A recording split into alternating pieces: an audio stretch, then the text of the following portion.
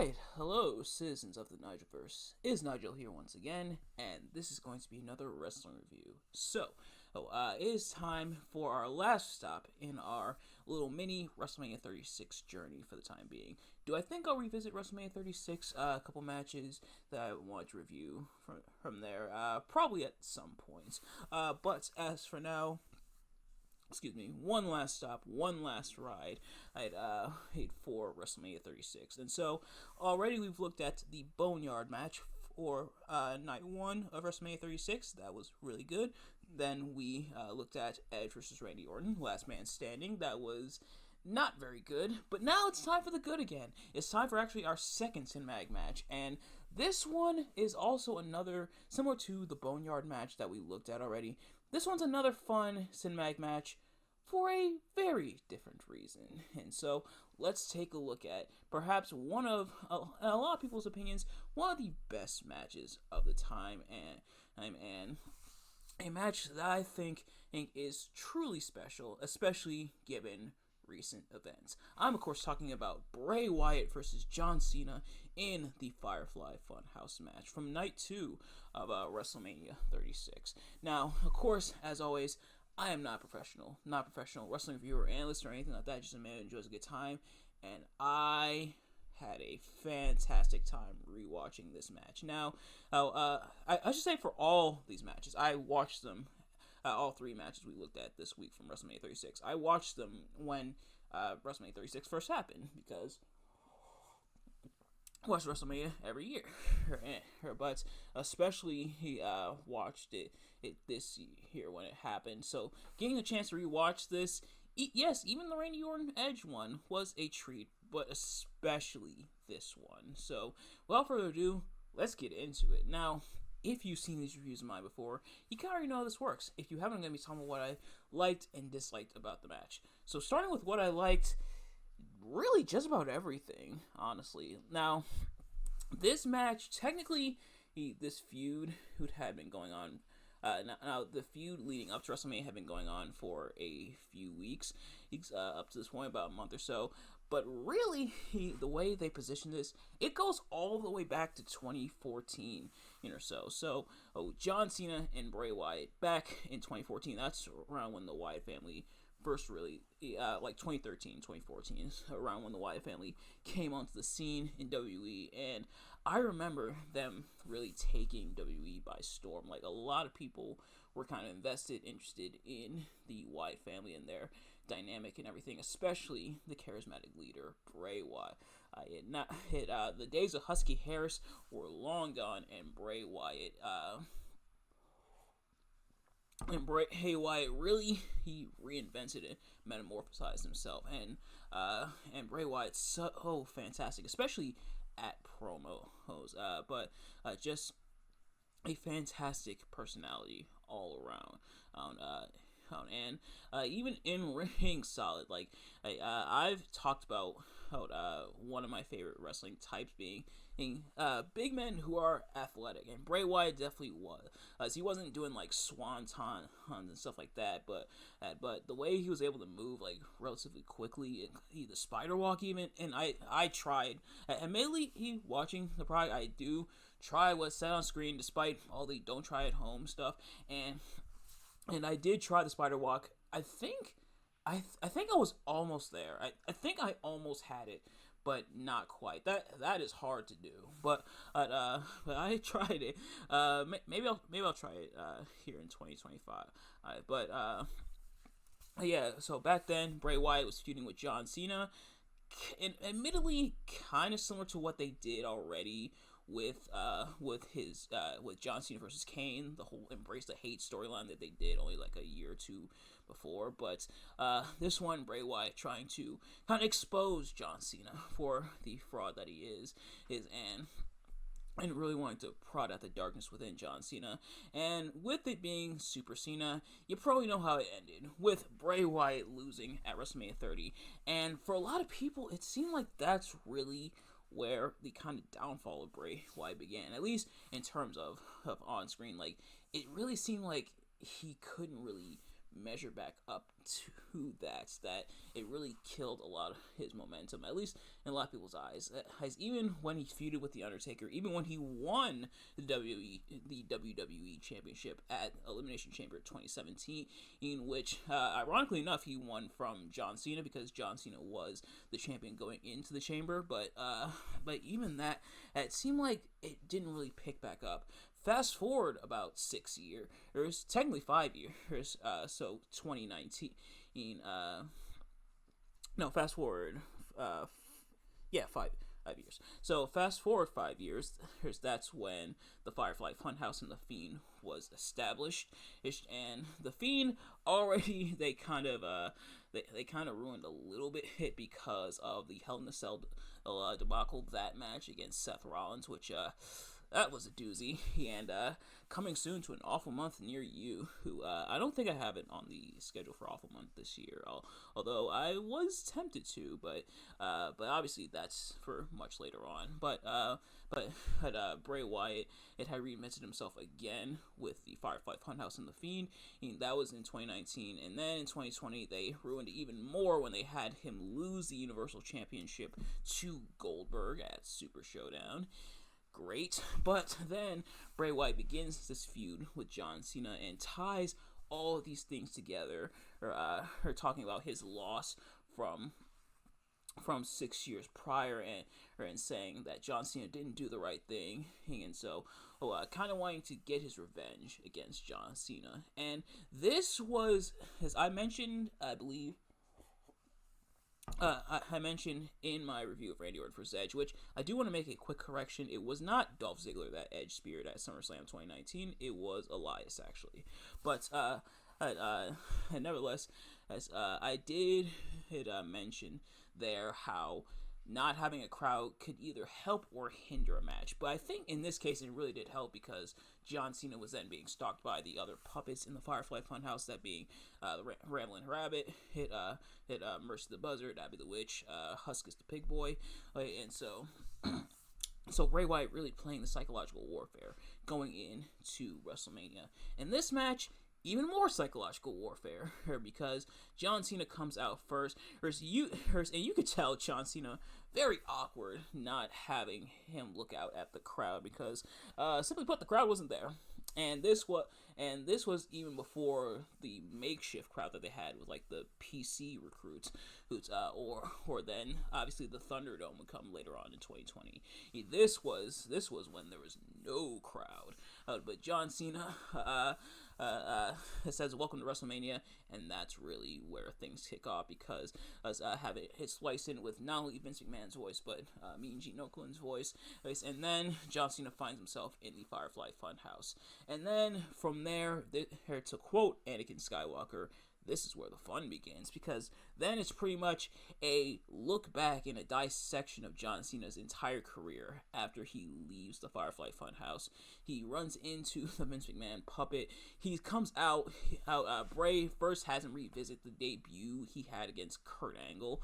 It's crazy to think how big a star John Cena is, considering he lost his debut against Kurt Angle. But he'd bounce back at reliving that. Then he relived the then they went back to the 80s. With Johnny Largemeat, with John Cena like pumping the weights. That was pretty funny.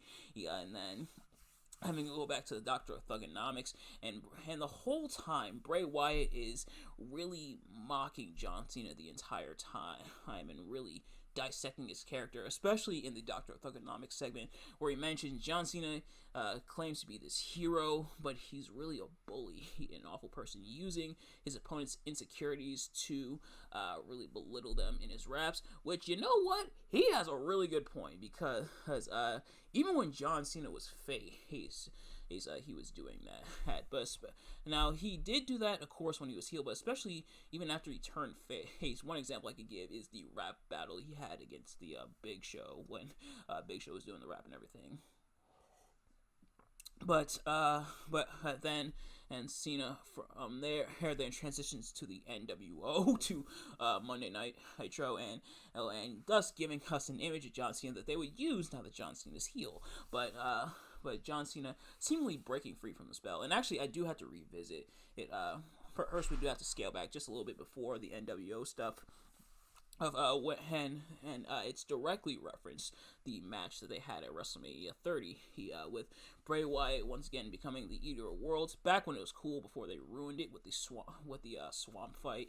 They had Extreme Rules against Braun Strowman, and but Bray then handing Cena the chair, similar to what he did at WrestleMania 30.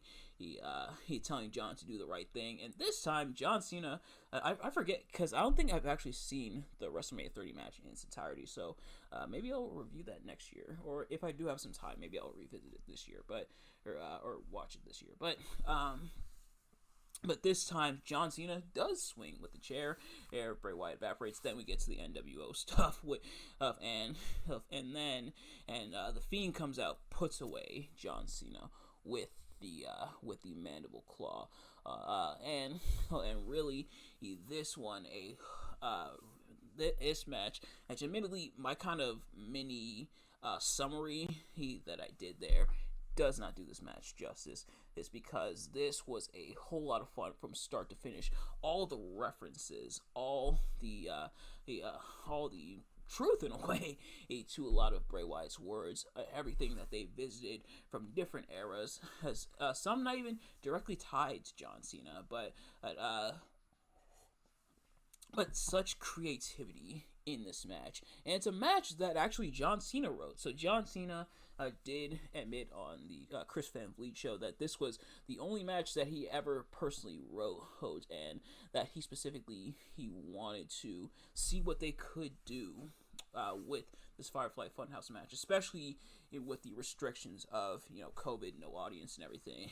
So John Cena talked about him talking with Bray Wyatt, really putting this match together, and you can definitely see it in the match, but you can also see Bray Wyatt's creativity shining through, and seeing how those two meld together is really interesting and fun throughout the match. And it's a very fun match. It's definitely, of all these cinematic matches, this one I think of the time definitely felt the most like a movie. It definitely felt like a straight up horror movie in a way, or like a psychological thriller, or some of my favorite movie types. Not necessarily horror, but psychological movies are pretty fun and pretty interesting, especially depending on how they do it, because sometimes they do it wrong. But yeah, seeing how everything came together was really interesting, and to see John Cena really kind of poke fun at himself, but also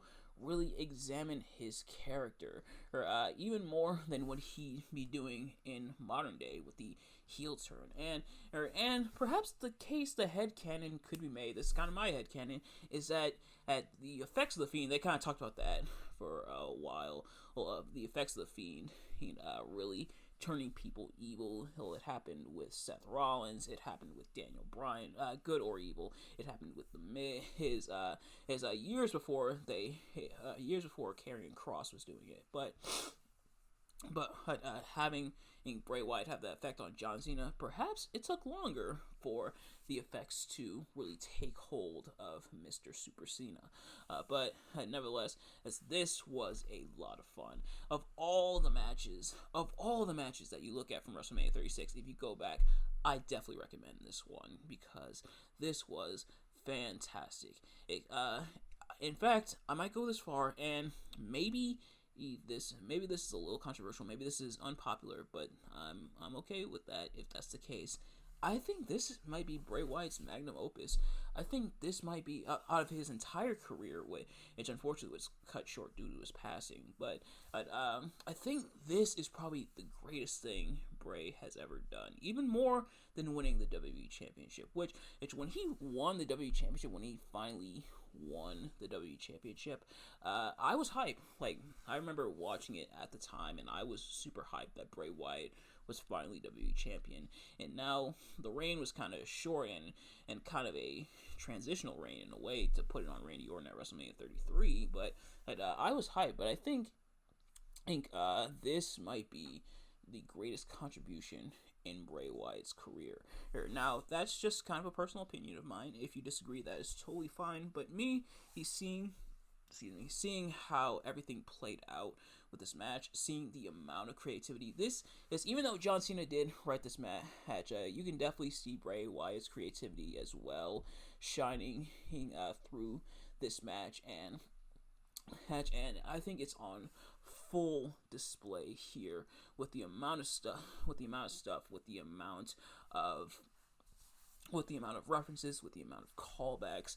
It's like this, I think, is Bray's greatest. It's like this is probably the best thing he's done, in my honest opinion. Now, like I said, if you disagree, that's fine. But for me, this is the greatest thing Bray has done. This is his magnum opus. If I had to find something to dislike about this match, it's not necessarily a wrestling match. It has, as it is pretty much a movie. This very much is a movie. If you're here for like actual wrestling and technical prowess and grabs and stuff like that, you're not gonna find it here.